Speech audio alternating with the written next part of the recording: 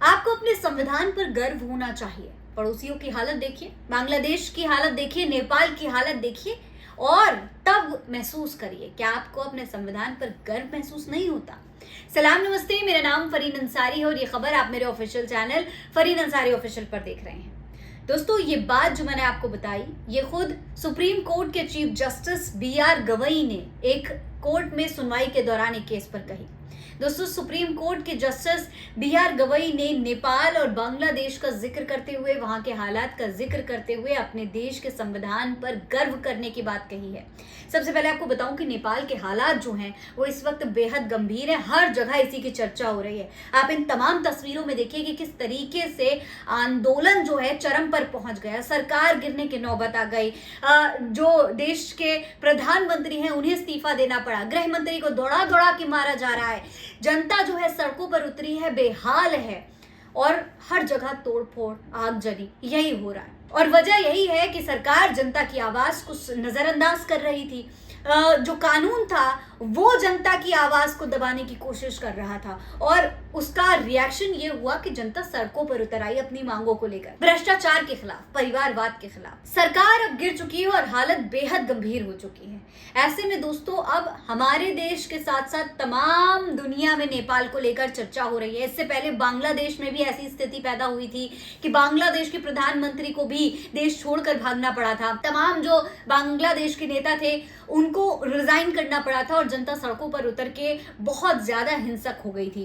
तो ये रिएक्शन है जो तब सामने आता है जब जनता की बातों को नजरअंदाज किया जाता है। ऐसे में अब हमारे देश का जो सुप्रीम कोर्ट है और हमारे देश के जो चीफ जस्टिस हैं वो भी नेपाल और बांग्लादेश का उदाहरण देते हुए अपने संविधान के ऊपर गर्व करने की बात कह रहे हैं। क्या है पूरा मामला वो मैं आपको बताती हूँ। देखिए, लाइव लॉ की खबर के मुताबिक सुप्रीम कोर्ट ने बुधवार को एक केस की सुनवाई के दौरान नेपाल और बांग्लादेश में हुए तख्तापलट और हिंसक आंदोलन का जिक्र किया है।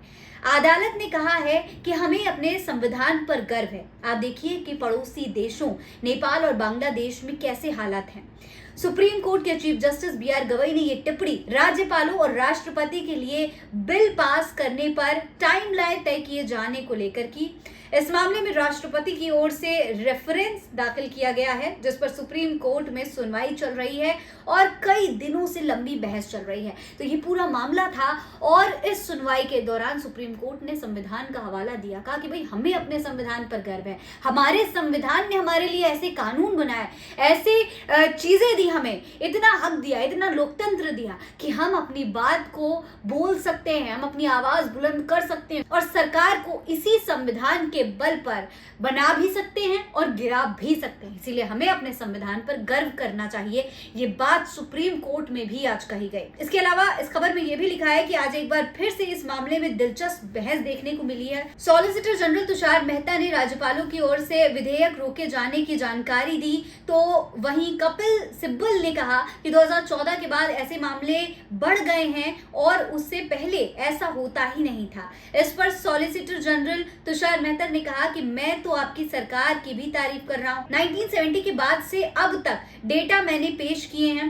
इस पर कपिल सिब्बल ने कहा कि आपको तारीफ करनी चाहिए क्योंकि 2014 से पहले ऐसा हुआ भी नहीं था। इस पर मेहता ने कहा कि मैंने तो सटीक डेटा दिया है, कैसे संविधान काम करता है। तो इस तरीके से इस पूरे मामले पर सुनवाई हुई और फिर ये बताया गया कि देखिए कितना संविधान जो है वो हमारे देश के लिए, हमारे कानून के लिए, हमारे जनता के लिए और हमारे नेताओं, प्रधानमंत्री, राष्ट्रपति सभी के लिए जरूरी है। दोस्तों, इस पूरे मामले पर सुनवाई के दौरान तमाम बातें निकल करके सामने आई, लेकिन जो सबसे अहम बात थी वो है संविधान का महत्व, संविधान का वो महत्व जो आज एक बार फिर से देश को देखने और समझने की जरूरत है।